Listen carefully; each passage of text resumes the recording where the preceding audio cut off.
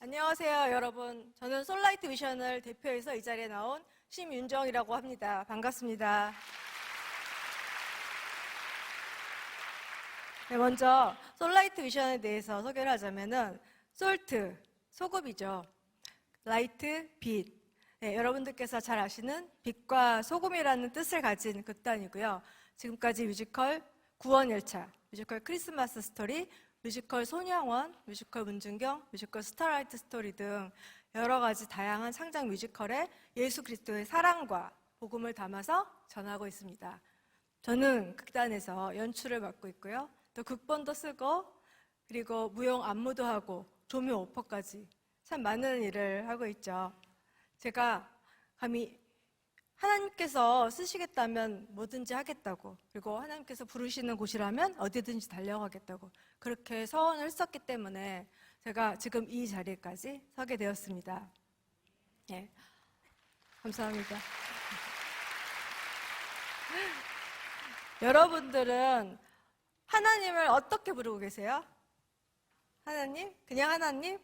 예, 혹은 뭐 여호와 하나님, 네, 성경책에 여호와 하나님 그렇게 써 있죠. 그리고 어떤 분은 뭐 창조주, 조물주, 어떤 분은 저 위에 계신 분 이렇게도 하시던데 저는 하나님을 하나님 아버지 이렇게 부르고 있어요. 많은 분들이 아마 하나님 아버지 이렇게 부르실 거예요. 우리 예수님도 하나님 아버지라고 부르셨죠. 하늘에 계신 우리 아버지 이렇게, 그렇죠? 하지만 저는 조금 더 좀 특별한 계기가 있었어요. 그 사연을 소개해 드리자면 제가 아주 어렸던 시절로 거슬러 가게 돼요. 저는 4대째 오태신앙인 가정에서 태어났어요. 학교보다도 교회가 더 편했던 어린 시절이었죠. 저희 가족은 아빠, 엄마, 그리고 큰딸, 장녀인 저, 그리고 바로 아래 여동생, 그리고 5살 차이의 남동생, 이렇게 5 식구가 살고 있었어요. 저희 집은 아주 컸던 기억이 나고요. 앞마당도 아주 넓은 집이었어요. 단독주택이었죠. 그래서 학교가 끝나면은 학교 친구들이 저희 집에 놀러와서 신나게 뛰어놀던 기억도 나고요. 심지어는 학교 선생님들도 저희 집을 구경하러 오시곤 했었으니까 아마 그 마을에서 제일 큰 집이었었나 봐요. 근데 어느 날 제가 10살이 됐던 해였어요. 저희 아빠가 갑자기 심장마비로 세상을 떠나시게 되셨어요. 엄마는 그 소식을 듣고 충격을 받으셔서 그만 정신을 잃고 병원에 실려가셨어요. 10살인 저도 그 사실이 도저히 믿겨지지가 않아서 아빠의 시신에 손을 만지면서 아빠, 아빠, 아빠 아무리 불러도 아빠의 손은 점점 더 차갑고 점점 더 딱딱하게 굳어만 갔어요.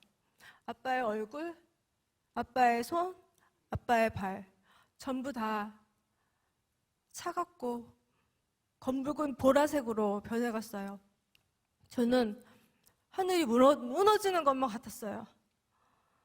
아빠는 갑자기 심장마비로 돌아가셨기 때문에 유언도 남기지 못하셨어요. 하지만 아빠가 돌아가시기 며칠 전날 갑자기 새벽에 아빠가 하나님께서 시키셨다면서 주 예수 내 맘에 들어와 오신 그 찬송가 가사를 1절부터 5절까지 전부 다 친필로 써 놓으신 거예요. 주 예수 내 맘에 들어와 계신 후 변하여 새 사람 되고 머리털보다 또 더 많던 내 죄가 눈보다 더 희어졌네. 5절에 천성을 향하여 내가 곧 가리니 그 기쁨 비길 데 없네. 그 기록한 찬송가 가사 그대로 저희 아빠는 천성을 향하여 기쁘게 올라가셨어요. 하지만 저는 아빠를 잃은 충격에서 헤어나올 수가 없었어요.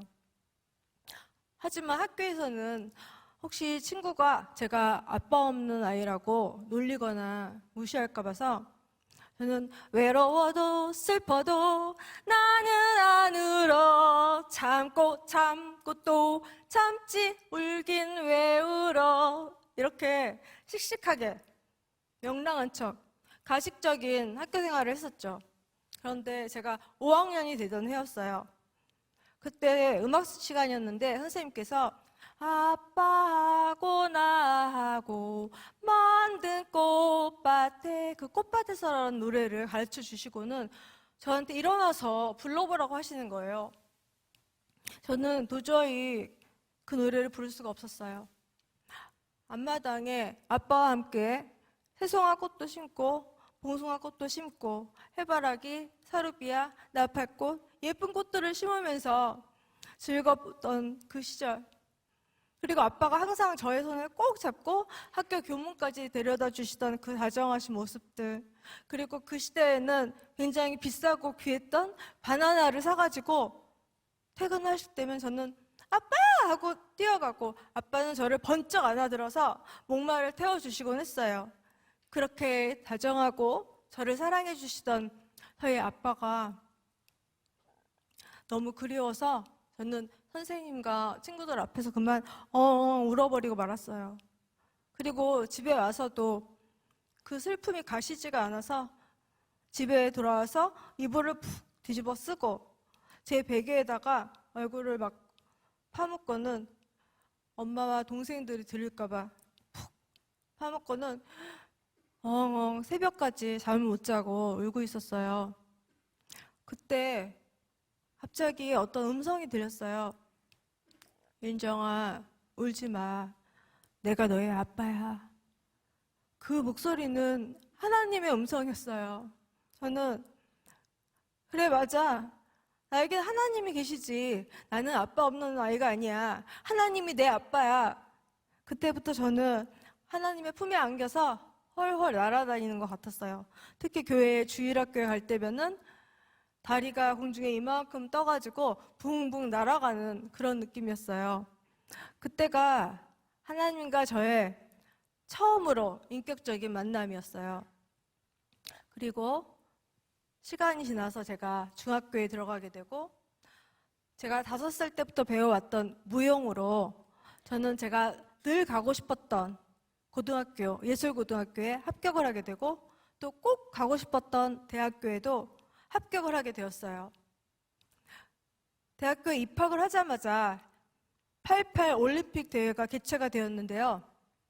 저는 그 개폐식에 나가서 무용도 하고 또 큰 대극장 무대에 올라가서 무용하고 공연도 하고 이제 그렇게 하다 보니까는 저는 제가 열심히 잘해서 제가 잘나서 그렇게 승승장구를 하고 있다고 착각과 교만에 빠지게 되었어요. 그 시대에는 저는 하나님보다도 친구들이 더 좋았어요. 하나님보다 친구가 더 우선순위가 되었어요. 그리고 교회보다는 세상의 문화에 푹 빠져서 살던 그런 시기였어요. 저는 그때 친구들하고 재미있게 늦게까지, 밤늦게까지 놀다가 집으로 밤늦게 귀가를 하고 있었어요. 막 비가 오는데 저는 조금이라도 빨리 가려고 막 뛰었어요. 그런데 발을 헛디뎌서 그만 낭떠러지에 떨어지고 말았어요. 떨어지면서 저는 정신을 잃어버렸어요. 그 장소는 바로 삼풍백화점, 지금 무너지고 없는 그 삼풍백화점의 건설 현장이었어요. 저의 그 사건을 조사하시던 경찰관들께서는 그 백화점 건설 장소에 펜스, 그 가림막도 제대로 치여 있지 않고 그 높이는 21m나 되는 높이였어요. 7층 정도의 높이라고 하였죠. 그리고 그 밑에는 철골들이 뾰족뾰족하게 나와 있었는데 저는 그 철골에 몸이 박혀 있었어요. 그리고 저는 그 척추뼈가 완전히 으스러졌어요. 그뿐만 아니라 팔, 다리, 가슴뼈까지 다 부서졌고 내장까지 다 파열이 된 상태였대요. 저를 담당하신 의사 선생님께서는 저희 엄마에게 어머니 이제 마음의 준비를 하시라고 그렇게 말씀하셨대요. 저는 그때 의식이 없었는데 하얀 사람들이 제 주위를 왔다 갔다 하는 것을 보았어요. 그것은 천국이었어요. 근데 그 순간 윤정아! 윤정아! 윤정아! 하면서 애타게 저를 부르시는 저희 엄마의 음성이 들리는 거예요. 그때 제가 눈을 잠깐 떴다가 감았다고 해요. 그때가 바로 제가 이 세상에 다시 살아남게 된 순간이에요. 이 세상에 살아남은 저는 끔찍한 고통이 기다리고 있었어요. 제 모든 팔과 다리, 사진은 딱딱한 나무 침대에 고정이 되어 있었어요. 제 뼈가 다 부서졌고 으깨졌기 때문에 뼈가 붙을 때까지 그렇게 있을 수밖에 없었어요. 손가락, 발가락도 움직일 수가 없었어요.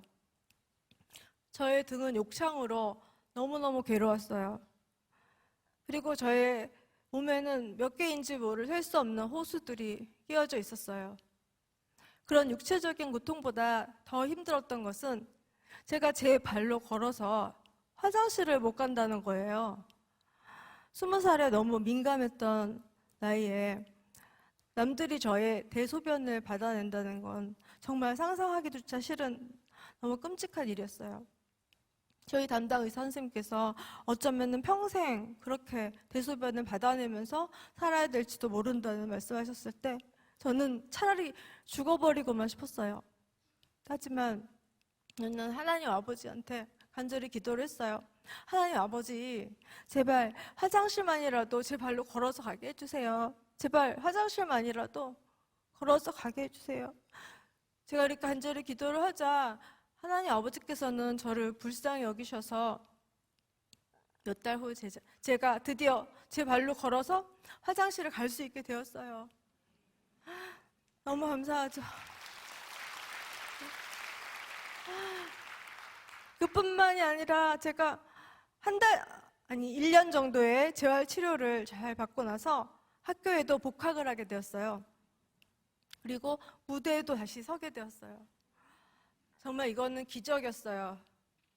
하나님께서 죽어가는 내 육체를 다시 살려주셨고 또 이미 죽었던 내 영혼까지 다시 부활시켜 주셨어요. 하나님께 너무 감사했어요, 저는. 네. 그리고 대학교 4학년 때 저는 미국에 있는 뉴욕으로 한 달 동안 공연을 갈 수 있는 기회를 얻었어요. 저는 열심히 연습을 해서 뉴욕 공연을 갔어요. 뉴욕에 많은 사람들이 저희 공연을 보러 오시고 아주 좋은 평가들을 해주셨어요. 하지만 옆에 있는 다른 브로드웨이에 있는 극장에 더 많은 인파가 몰리는 거예요. 더 많은 사람들이 줄을 서서 몇 시간 동안 기다렸다가 다른 그 공연을 보러 가는 거예요. 저는 너무 궁금해졌어요. 대체 저 공연은 뭔데 우리 공연보다 저렇게 인기가 많을까? 너무 궁금해서 그 공연을 꼭 보고 싶었어요. 그 공연 티켓은 되게 비쌌는데 그래도 그 비싼 티켓을 제가 사가지고 드디어 그 공연을 보러 가게 되었어요. 불이 꺼지고 공연이 시작되었어요. 여름이라서 저는 민소매였는데 어떤 털벅숭이 같은 사람들이 제 옆을 쓱 지나가는 거예요. 저는 너무 소름이 끼쳐서 하고 소리를 질렀어요. 근데 그 공연은 바로 지금도 계속 하고 있는 브로드웨이 뮤지컬 캐츠라는 공연이었어요.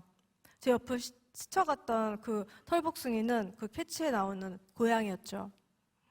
저는 그 당시에 뮤지컬이라는 단어조차 우리나라에는 생소하던 때였기 때문에 그 캐츠라는 뮤지컬을 보고 나서 굉장히 충격과 전율을 느끼게 되었어요. 제가 그때까지는 무용만이 나의 길이다 이렇게 생각을 했었거든요. 근데 사실 무용은 몸으로만 표현을 해야 되니까 내가 생각하는 것들, 내가 전하고자 하는 이야기들이 관객들한테 다 제대로 전해질 수 있을까 하는 의문이 좀 있었어요. 근데 뮤지컬은 물론 그 안에 무용도 있었죠. 그리고 음악도 있고 노래도 있고 그리고 대사도 있고 가사도 있고 연극도 있고 정말 그야말로 종합예술이었어요. 제가 생각하는 모든 이야기들이 다 관객들한테 100%, 200% 전해질 것만 같았어요. 그래서 저는 뮤지컬의 매력에 푹 빠지게 됐어요. 그리고 제가 졸업을 하면은 꼭 뮤지컬을 하리라 이렇게 결심을 하게 되었죠. 그리고 드디어 제가 대학을 졸업하게 되었어요.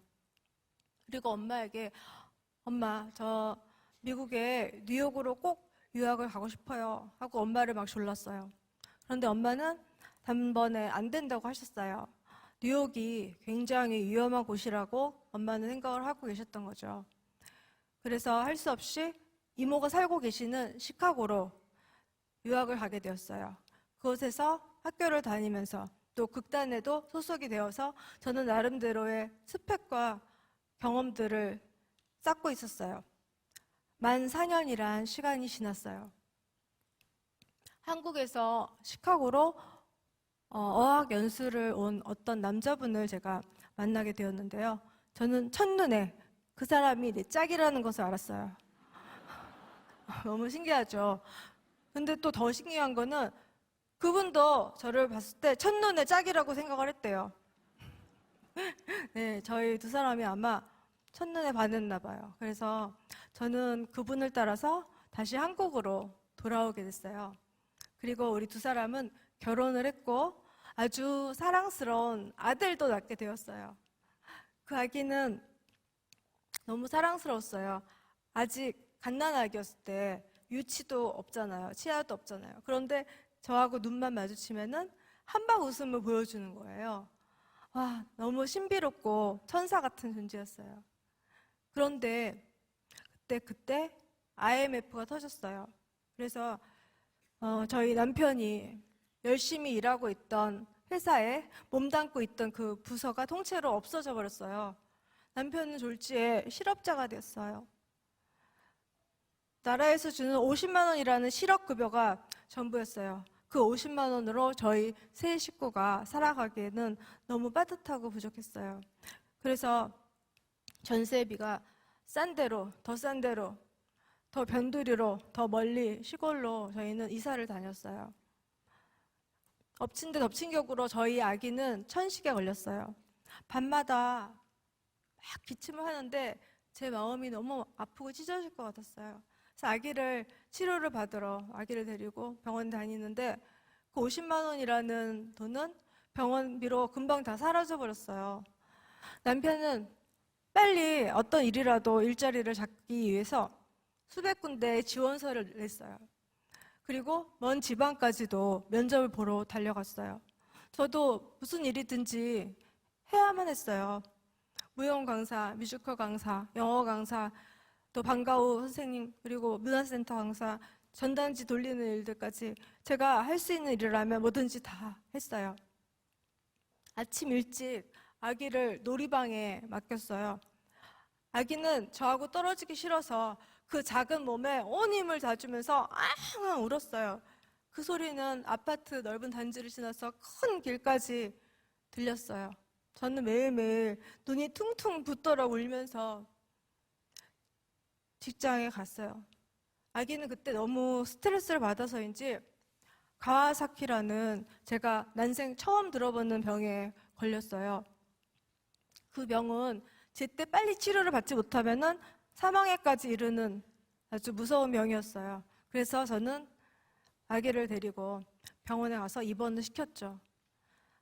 아기를 보러 저희 친정 엄마가 오셨어요. 그곳은 6인실이었는데 환자분들도 계셨고 또 많은 보호자들도 계셨어요. 그 많은 사람들 앞에서 저희 엄마는 그러게 왜 너는 그렇게 가난한 집으로 시집을 가서 이 고생을 하니? 하면서 저를 막 나무라시는 거예요. 그 말씀은 제 가슴에 쾅쾅쾅 못을 박는 것만 같았어요. 그리고 제가 어렸을 때부터 느껴왔던 엄마에 대한 원망이 스멀스멀 올라오기 시작했어요. 저는 10살 때 아빠가 돌아가시고 엄마의 사랑에 유난히 집착을 했어요.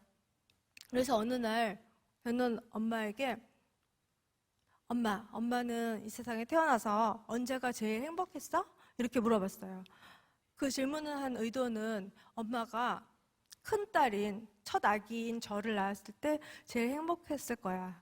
이렇게 생각을 하고 있었거든요. 근데 엄마는 내가 제일 행복했을 때는 아들을 낳았을 때야. 이렇게 대답하시는 거예요. 저는 엄마한테 너무나 실망을 했어요. 엄마가 너무 원망스러웠어요. 그것뿐이 아니었어요. 맛있는 고기 반찬을 하면은 남동생, 아들한테만 너 좀 먹어봐 하고 주시는 거예요. 물론 지금 생각 같아서는 저는 뭐 김치, 깍두기, 간장, 된장, 고추장 다 잘 먹으니까 유난히 고기만 좋아하는 아들한테 주셨구나. 그렇게 이해를 할 수 있겠지만은 그 당시 저는 너무 어렸기 때문에 그걸 이해할 수가 없었어요. 엄마가 내가 딸이라고 차별하시는구나. 엄마는 이 아들만 있으면 돼. 나 같은 딸은 필요도 없는 존재야. 이렇게 비관을 하기까지 했어요.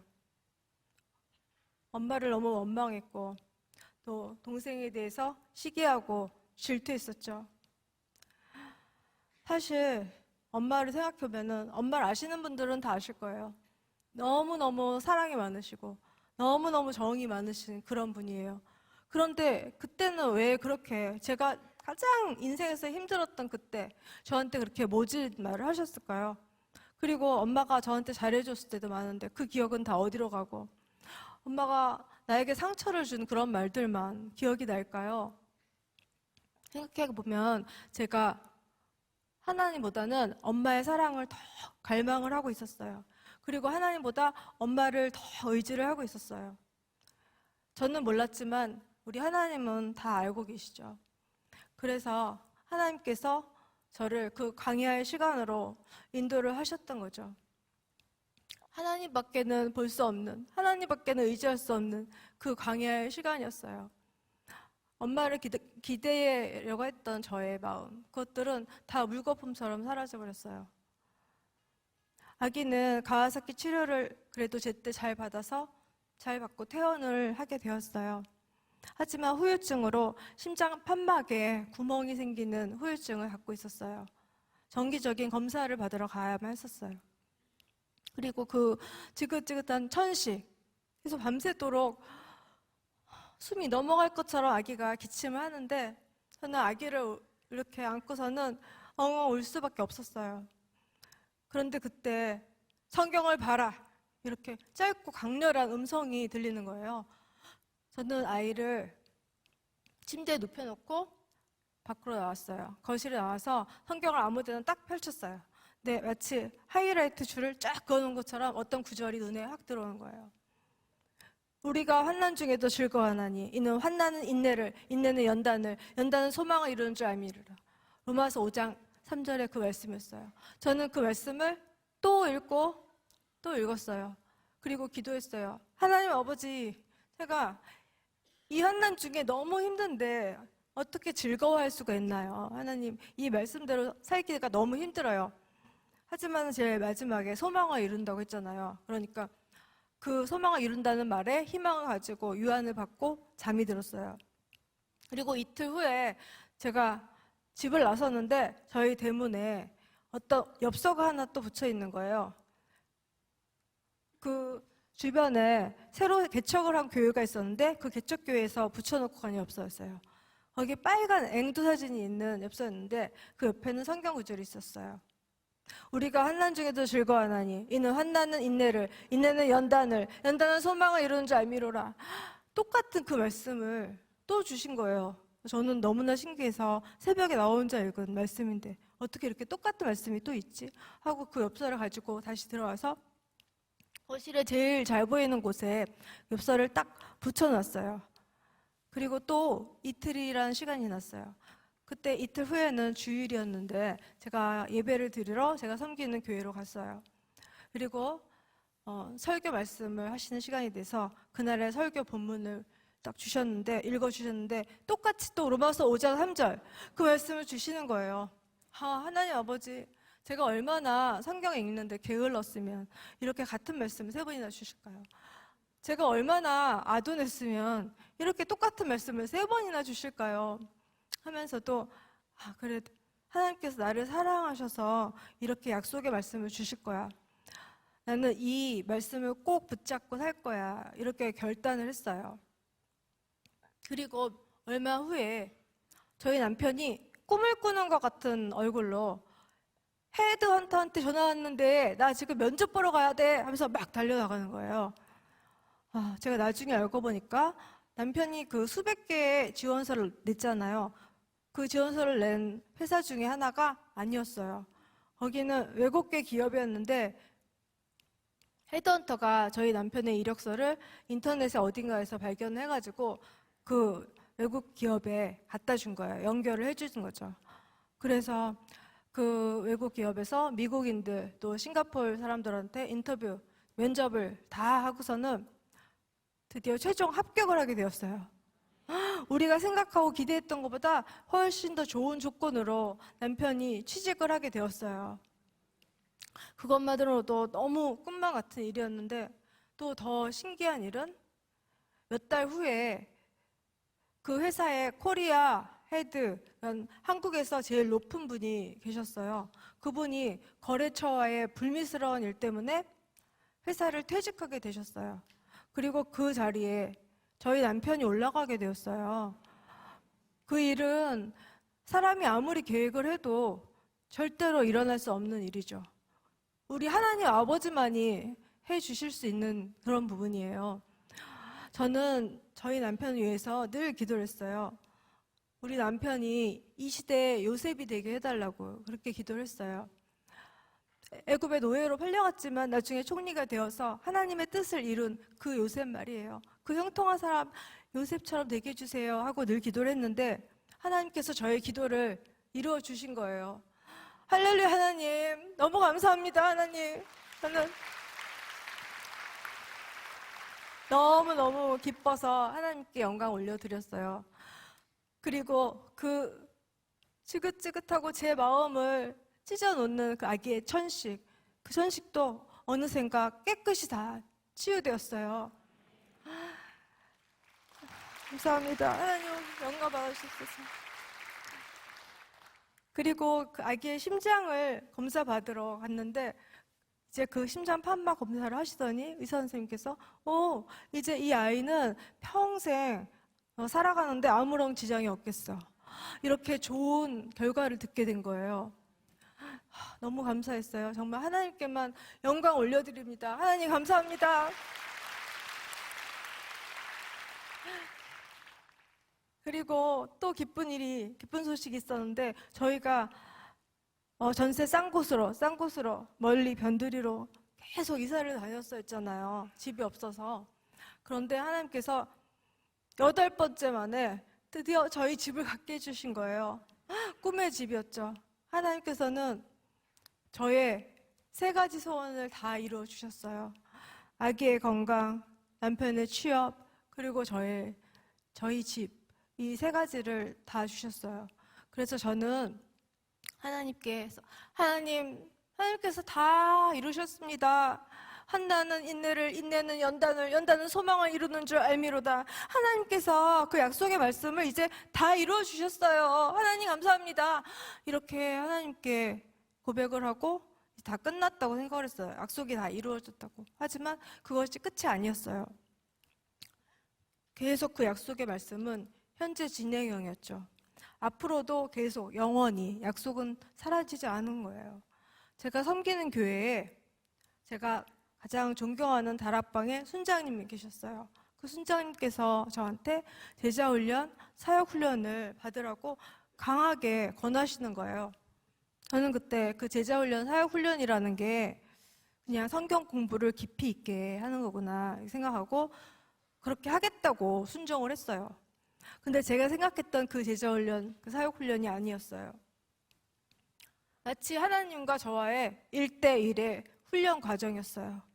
하나님께서 저를 다시 만지시고, 다시 만지시고, 또 만지시고, 다시 빚어서 새롭게 만드는 그런 훈련이었어요. 하나님께서 가장 강력하게 만지신 부분이 2가지가 있어요. 제일 첫 번째는 용서였어요. 제가 용서라는 주제로 기도를 하고 있을 때 하나님께서 신기한 환상을 보여주셨어요. 그 엄마가 아주 앳되고 어리고 예쁜 저희 엄마가 보이는 거예요, 환상 속에. 그리고 그 앞에는 10살인 저, 9살인 제 여동생, 5살인 제 남동생이 있었어요. 남편을 하루아침에 잃어버린 저희 엄마는 36살의 아주 어린 과부였어요. 그 새 아이를 어떻게 기를까? 눈물을 흘리고 있는 저희 엄마의 모습이 저희 환상 속에 하나님이 보여주셨어요. 그리고 2번째 환상은 제 5살짜리 동생에 대한 환상이었어요. 그 날은 저희 아빠가 하늘나라 돌아가신 날이었어요. 모든 친지들과 모든 사람들이 아빠의 그 죽음을 애도하면서 통곡을 하고 울고 있었어요. 하지만 5살 먹은 저희 남동생만은 아빠의 침대 위에 올라가서 토끼처럼 깡총깡총 뛰면서 손뼉을 치면서 하하하 웃고 있었어요. 그 아이를 보면서 그래, 저 아이는 죽음이 뭔지도 모르는 아이지. 나는 내 마음속에 아빠가 계시고 아빠의 추억도 있고 아빠의 모습이 다 있고 아빠의 목소리도 다 가지고 있어요. 하지만은 내 동생은 아무 생각이 안 난대요. 아빠에 대한 기억이 하나도 없대요. 그냥 사진 속에 있는 아빠의 모습, 그게 전부래요. 아빠의 목소리도 없고 아빠의 추억도 없고. 정말 아빠가 없는 아이는 바로 내 남동생이었어요. 그렇게 제가 시기 질투하던 그 남동생, 제가 처음으로 내 동생에 대한 측은한 마음, 불쌍한 마음이 생겼어요. 그래서 하나님 앞에 기도를 했어요. 하나님 아버지, 제가 엄마와 동생을 용서하겠습니다 하는 순간 머리를 탁 얻어맞는 것 같은 느낌을 받았어요. 용서를 받아야 하는 대상이 엄마와 동생이 아닌 거예요. 바로 저였어요. 옛날부터 지금까지 계속 엄마를 미워하고 원망하고 동생을 싫어하고 시기하고 질투한 그 악독한 마음, 뱀이 똬리를 틀고 있듯이 제 마음속에서 그렇게 자리 잡고 있었던 그 죄악들, 그게 하나님 보시기에는 가장 악하고 하나님 앞에 용서를 받아야 하는 부분이었던 거죠. 저는 하나님 앞에 납작 엎드렸어요. 하나님 아버지, 잘못했습니다. 제가 회개하오니 용서해 주세요, 하나님. 하나님 앞에 진정으로 회개를 하고 용서를 구했어요. 그리고 저는 아주 신기한 꿈을 꾸게 되었어요. 그 꿈에서 저는 더러운 오물을 머리부터 발끝까지 다 뒤집어 쓰고 있었어요. 저의 옷도 더러운 오물로 엉망진창이었어요. 저는 주위를 아무리 살펴봐도 저를 도와줄 수 있는 사람은 한 사람도 없었어요. 그때 예수님께서 저한테 오셔서 저의 머리부터 발끝까지 오물을 완전히 싹 제거해 주셨어요. 그리고 저의 이 더러운 옷을 점도 흠도 없는 깨끗하고 하얗고 아름다운 신부의 드레스로 바꿔주셨어요. 그리고 저희 머리에 정결한 신부의 관을 씌워주셨어요. 저는 그 꿈이 너무 놀랍고 또 너무 생생해서 지금도 기억하고 있어요. 그 날짜까지 기억을 하고 있어요. 2011년 1월 1일의 꿈이었어요.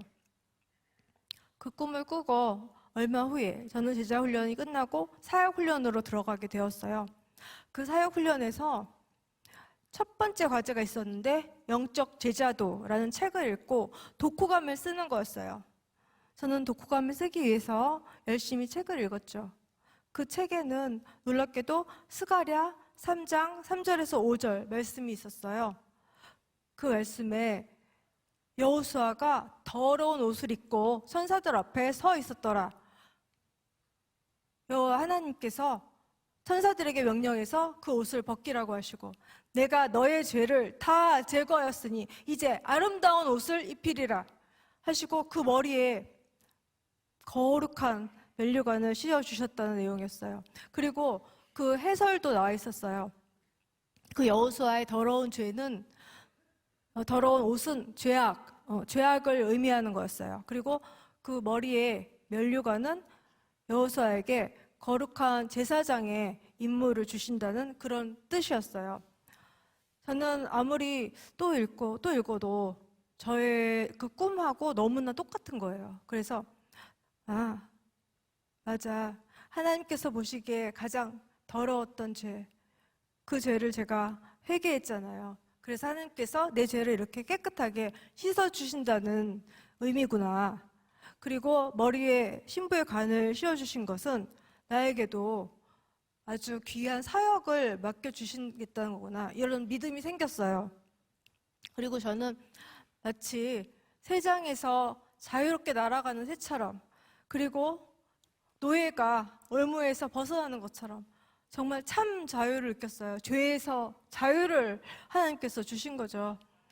너무 기쁘고 홀가분하고 너무 자유스럽고, 그 기분은 아마 느껴본 사람들만 아실 거예요. 너무 기뻤어요. 사람마다 다 다르겠지만 하나님께서 저를 보셨을 때 가장 더럽고 오래되고 씻어야만 하는 죄악이 바로 엄마를 원망하고 미워하고 동생을 시기하고 질투한 그 마음이었던 거죠. TV나 뉴스를 보게 되면은 저뿐만이 아니라 다른 가정도 형제들끼리 또는 부모와 자식 간에 그렇게 미워하고 또 그렇게 증오하고 원수가 되고 뭐 재판까지 하거나 심지어 살인까지 하는 그런 뉴스들을 너무 자주 보게 돼요. 먼 나라 이야기가 아니라 바로 우리나라, 우리 곁에요. 돈이 아무리 많으면 뭐예요? 지위가 높고 학벌이 많고 가진 게 다 많으면 뭐예요?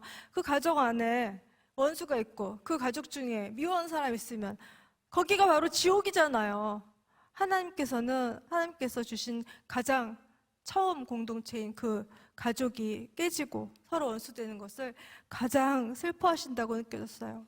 그리고 그 일은 원수 사탄 마귀가 가장 원하고 즐거워하는 일이라는 것을 느끼게 되었어요. 그리고 두 번째 하나님께서 강력하게 저를 만지신 부분은 뮤지컬에 복음을 담아서 전하라는 거였어요. 저는 그때까지 뮤지컬을 좋아하고 또 제가 가장 좋아하는 예술 장르이기도 하고, 하지만은 이 뮤지컬을 통해서 제가 돈을 벌고 하는 저희 직업이라고 생각을 했었지, 이 뮤지컬에 복음을 담아서 전할 생각은 못했어요.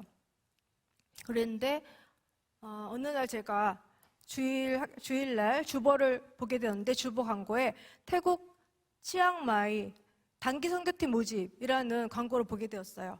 그 치앙마이 단기 선교팀 가로 열고 워십 댄스 팀 모집 이렇게 써 있었어요. 저는 무용을 전공했기 때문에 그 워십 댄스 팀에 들어가고 싶었어요. 그래서 그 선교 팀장님을 찾아갔어요. 팀장님과 여러 가지 대화를 나눈 후에 팀장님께서는 뮤지컬 팀을 만들어 오면 어떻겠냐고 그렇게 제안을 해주시는 거예요. 그 당시에는 정말 감사합니다 하고 받았지만은 생각을 해보니까 지금 한 달 정도밖에 남지 않았는데 뮤지컬을 만든다? 이건 좀 아니지 않나 생각이 들었어요. 대본도 없죠. 음악도 없죠. 안무도 없죠. 의상도 없고 뭐 조명 아무것도 없는 거예요. 아무것도 없는데 어떻게 한 달 만에 다 만들어요. 그렇게 부정적인 생각을 가지고 제가 있었는데, 그때 저는 항상 걸어서 새벽 기도를 다녔어요. 새벽 기도를 마치고 돌아오는 길에 하나님께서 폭포수와 같은 그 뮤지컬에 대한 은혜와 아이디어를, 영감을 막 주시는 거예요. 저는 빨리 집에 돌아와가지고 마치 어린 아이들이 받아쓰기 하듯이 막 그 대본을 받아 적었어요. 그리고 하나님께서 주시는 아이디어로 음악도 막 선곡하고, 그리고 무용도 안무도 짜고, 이렇게 해서 한 달도 안 되는 기간에 그 작품을 완성했어요. 그리고 선교지로 출발을 했죠. 그 태국 치앙마이라는 곳에는 선교 대상자가 태국인들이 아니었어요. 전쟁 끝에 도망 나온 그 화전민들, 그분들이 우리의 선교 대상자였어요.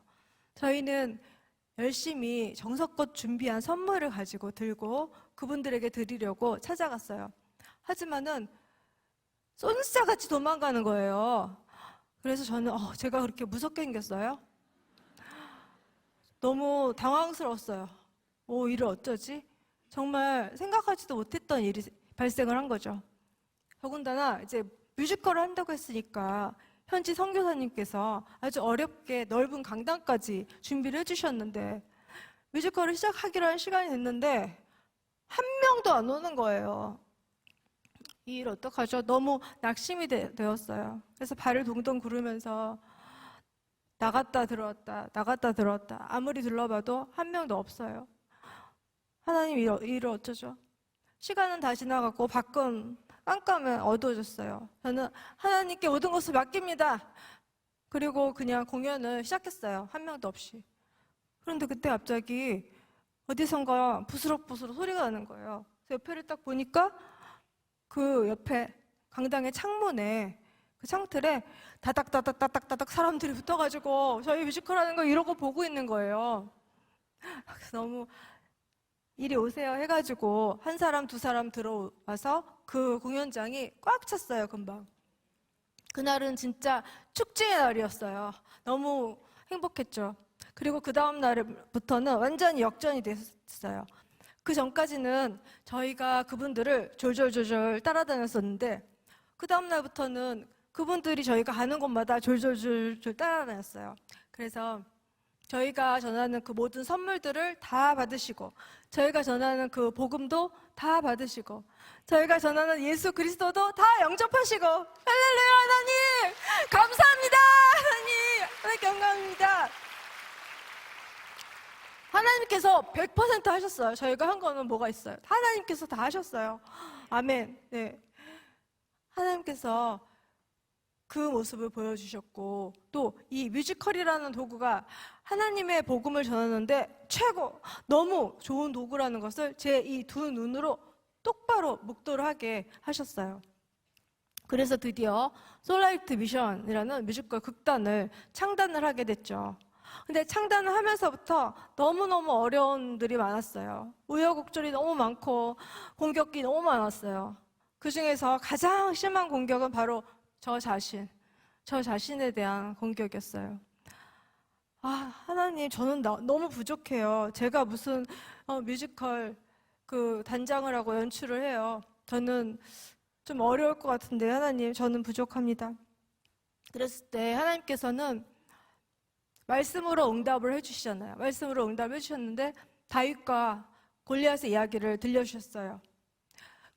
골리앗은 거인, 장군이었고 그에 비해서 다윗은 너무나 보잘것없고 작은 어린 목동에 불과했어요. 군인도 아닌 목동이었죠. 하지만은 하나님의 이름으로 나가면 이긴다 이렇게 믿고 다윗이 울맷돌을 돌려서 골리앗을 한 방에 명중시키고 쓰러뜨렸어요. 하나님께서 그 말씀을 주셨을 때 저는 아멘, 네, 하나님의 이름으로 나가겠습니다. 그렇게 결단을 하고 시작을 했어요. 그런데 열심히 공연을 했지만은 또 방향성이 헷갈릴 때가 있잖아요. 그래서 저는 청계산 기도원에 가서 기도를 했어요.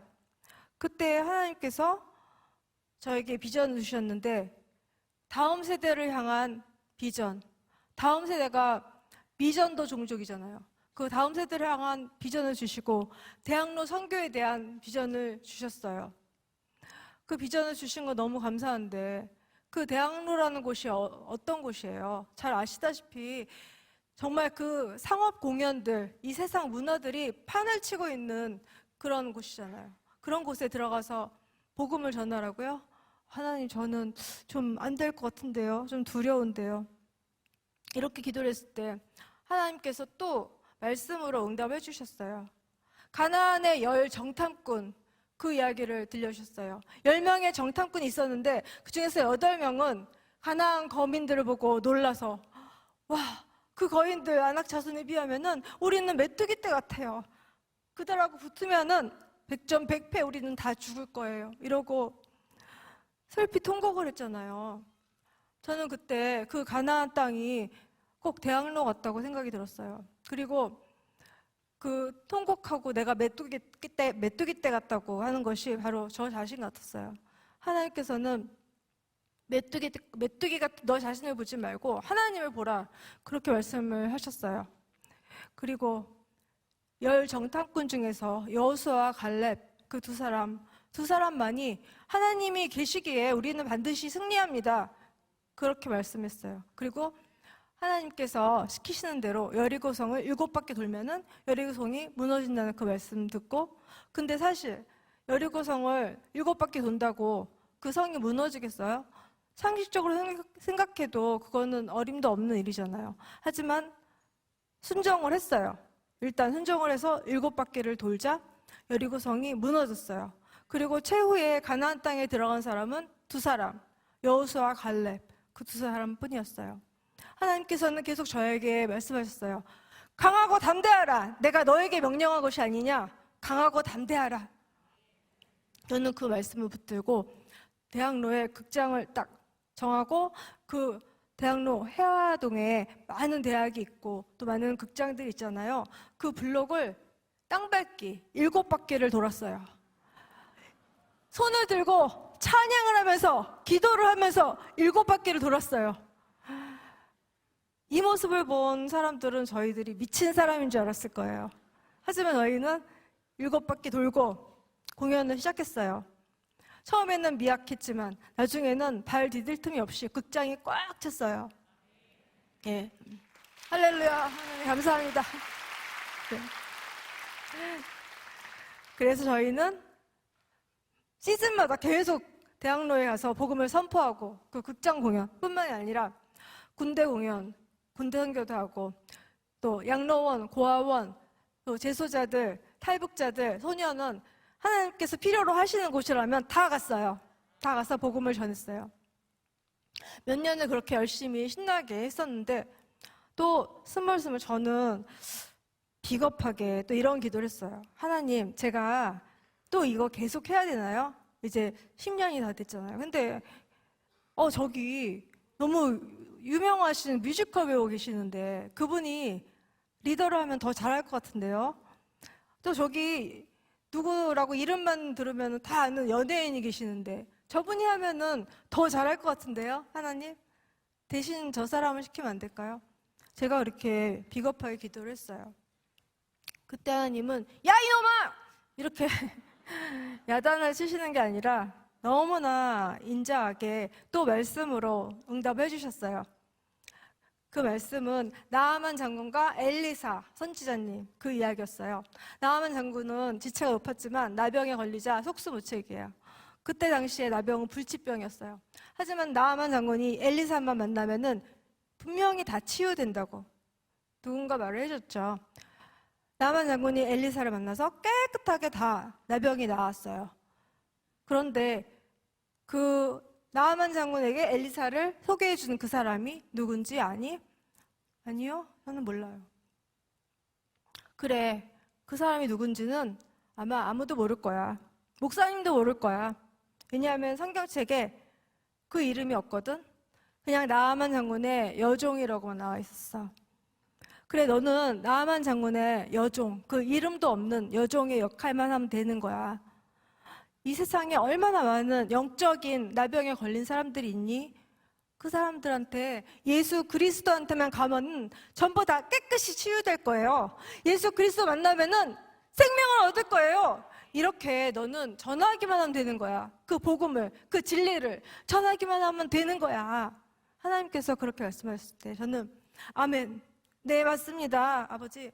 주님, 저는 주님의 여종입니다. 주님이 가라면 가고 서라면 서는 여종입니다. 주님, 주님께서 필요로 하시면은 뭐든지 다 할게요.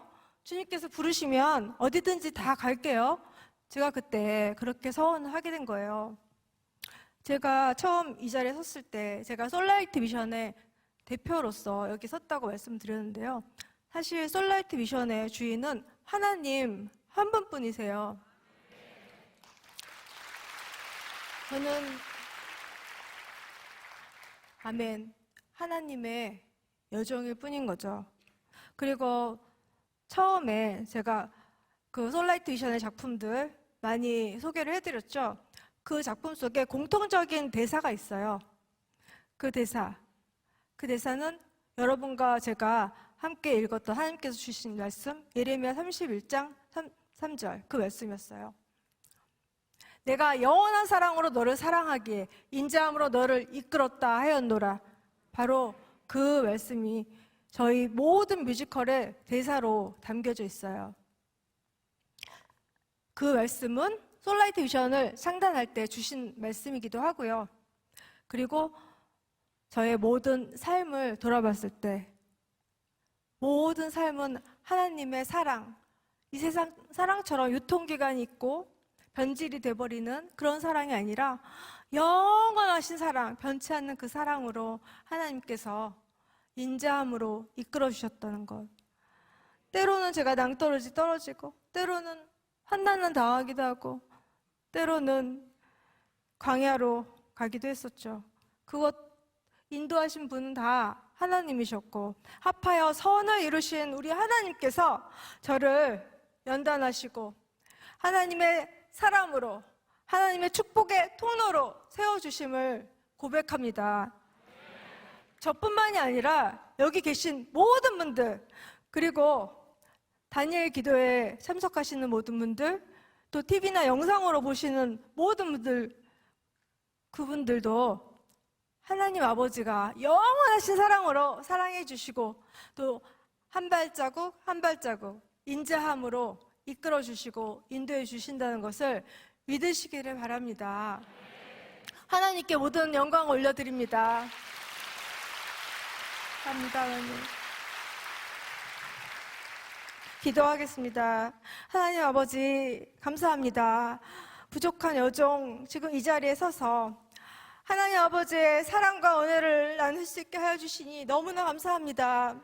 하나님, 저의 사랑을, 저의 인생을 하나님의 사랑으로 그렇게 인도해 주셨던 것처럼 여기 계신 모든 분들, 그리고 다니엘 기도에 참석하시는 모든 분들, 하나님의 사랑, 영원하신 그 사랑으로 인도해 주시고 인자함으로 더 인도해 주시고 하나님의 사람으로 축복의 통로로 삼아 주시기를 간절히 소망하며 사랑하는 예수 그리스도 이름으로 기도드립니다. 아멘.